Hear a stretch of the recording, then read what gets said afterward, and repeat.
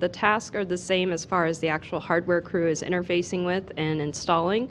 The difference is going to be we're going to be at the starboardmost side of station for the 1 Bravo channel, as shown earlier.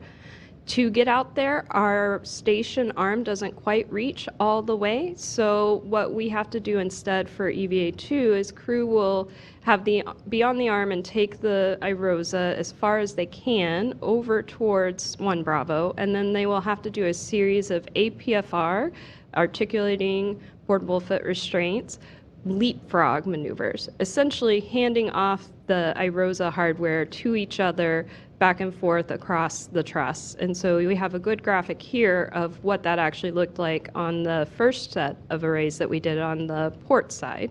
So it'll be very similar actions for the starboard side. Crew will work together through this leapfrog to get the hardware out, and then all the same steps are required for actually installing and deploying.